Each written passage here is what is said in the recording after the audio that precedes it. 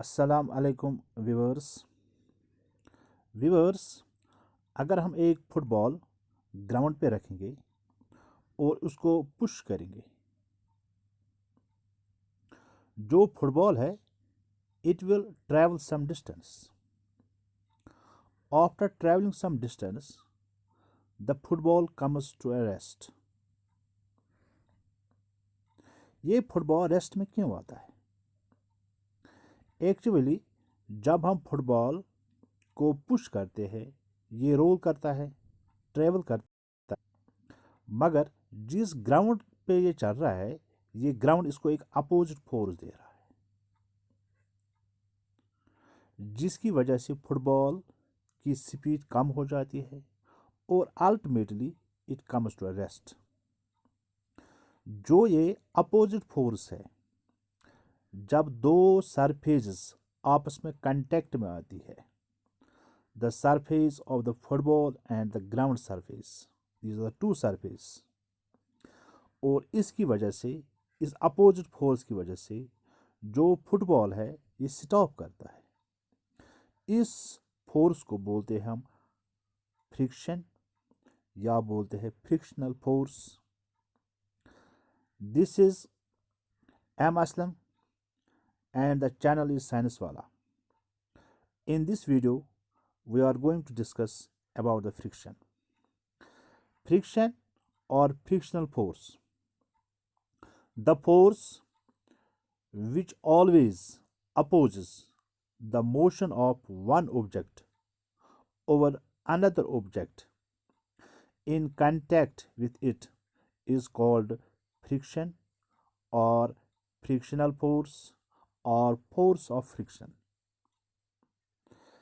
Frictional force is force that acts in opposite direction to the movement of an object. If we take simply, friction is a force that holds back the movement of sliding object. You will find friction everywhere that objects come into contact with each other. The force acts in opposite direction to the way an object wants to slide. So it is an opposite force to the direction of the applied force.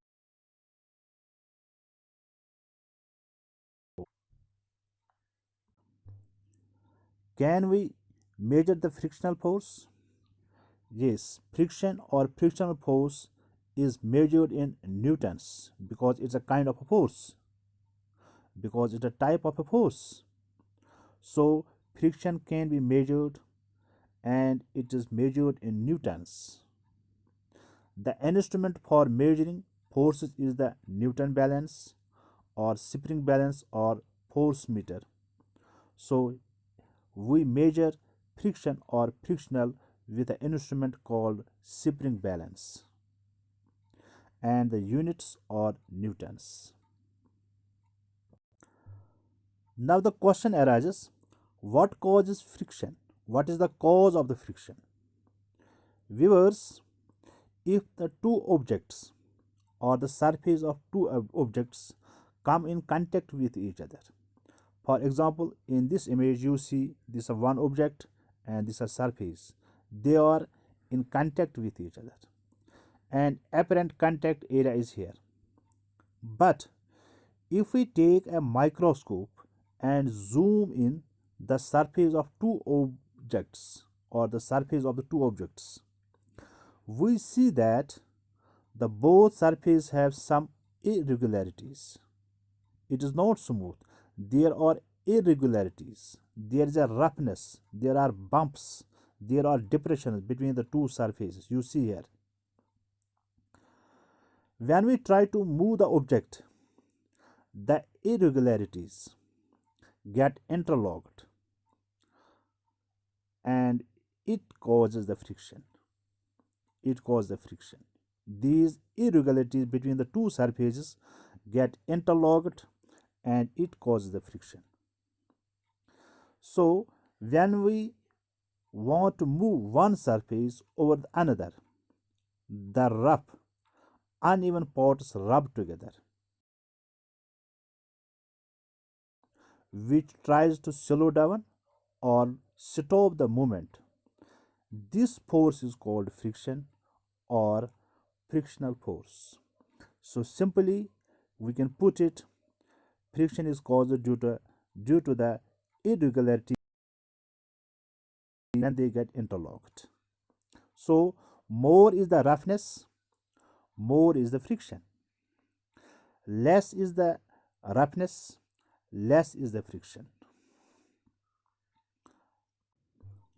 Now, what are the factors that affect friction? Friction depends on material's properties such as roughness, how clean the surface are, and other factors. Friction depends upon two factors. First one, nature of the surface in contact, the smoothness of the surface or roughness of the surfaces, and second one is how hard the surfaces press together. Factors that can affect friction. First one, the irregularities of a surface. If we move an object which has an irregular or rough surface on another surface which is also irregular, the force of friction will be high in this case and the movement of the object would be restricted. Number second, the regularity of the surface or its smoothness. If the surface of either the object or smooth, the force of friction would be less and the object would move easily over the surface. Even smooth surfaces have certain irregularities. Number third, if two surfaces are pressed hard, the force of friction increases between two surfaces if they are pressed hard and hence the movement of the object becomes restricted. However, if there is no pressure, the object can easily move.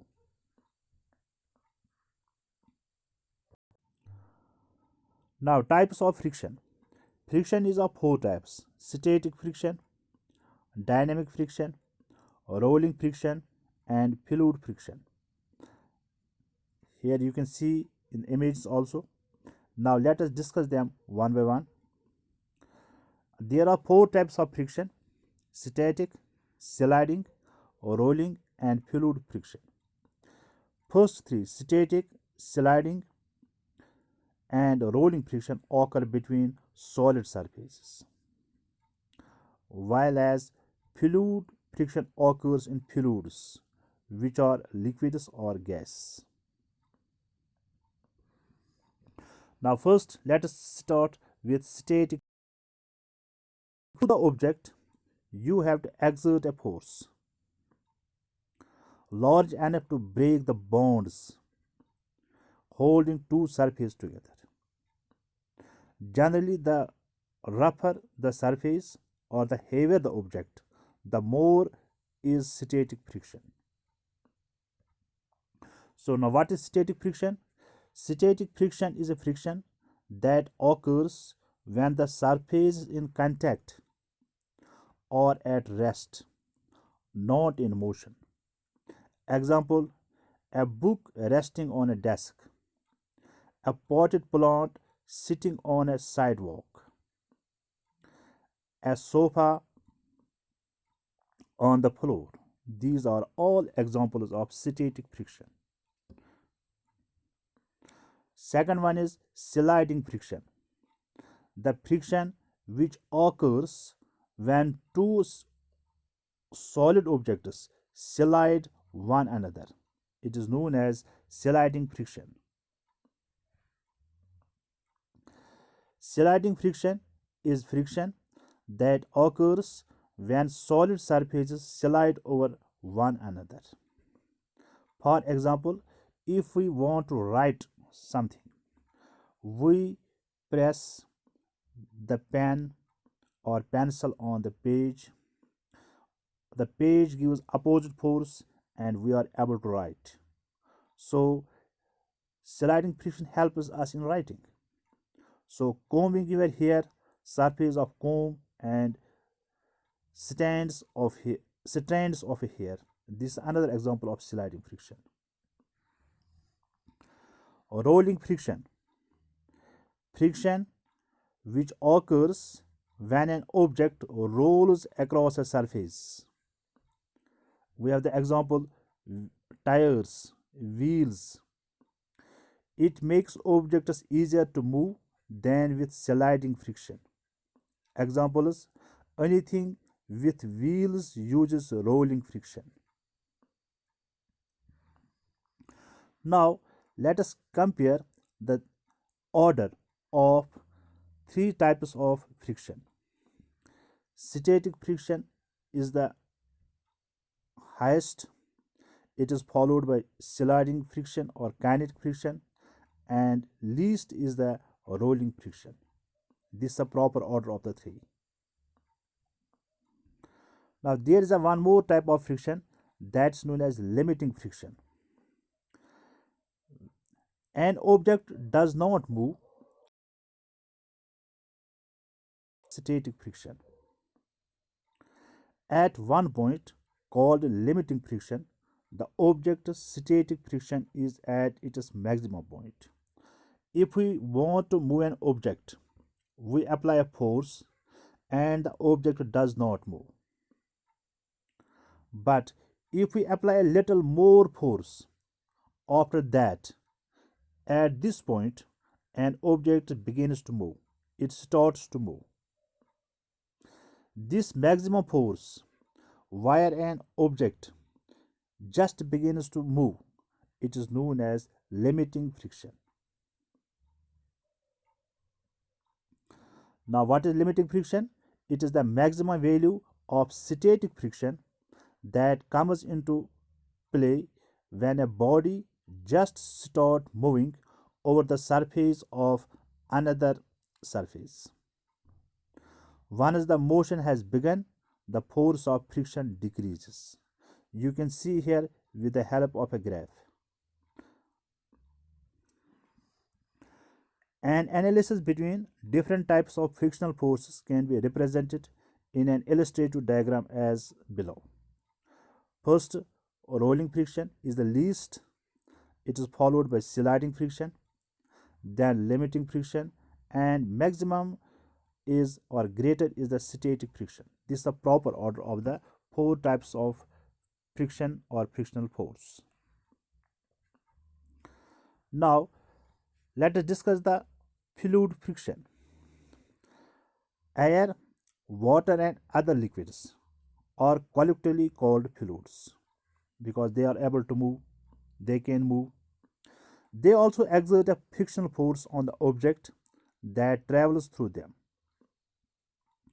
Such a friction is called fluid friction or drag.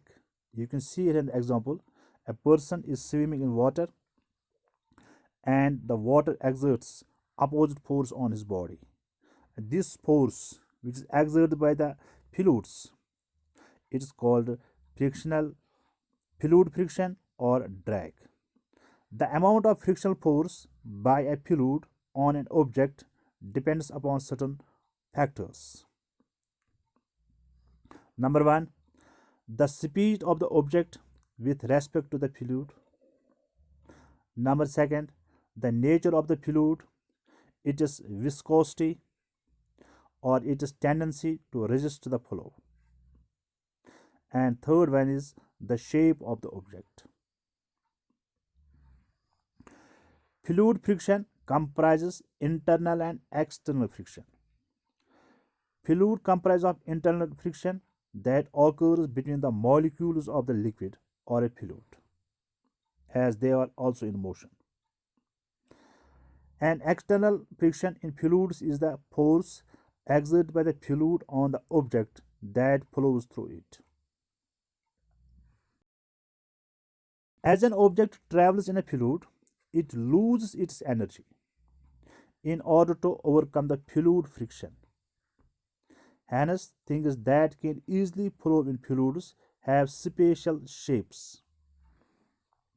For instance, ships and boats have particular shape that allow them to resist fluid friction, and we call this kind of shape as streamlined shape or streamlining.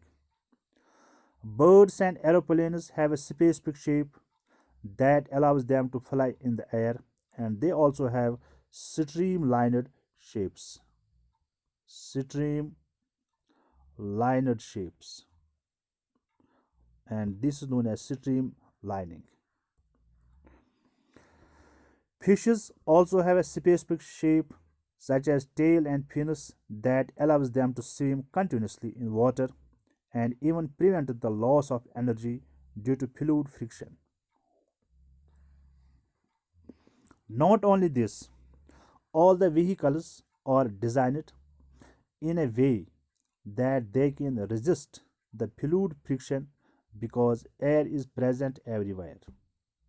You can see here example birds, they have streamlined shapes, fish streamlined, aeroplane streamlined. It helps these objects flow easily, and they get or their body receive minimum amount of friction. Thank you so much. If you like my video, please share the video. The second part of this video will be uploaded shortly. Till then, Assalamu alaikum.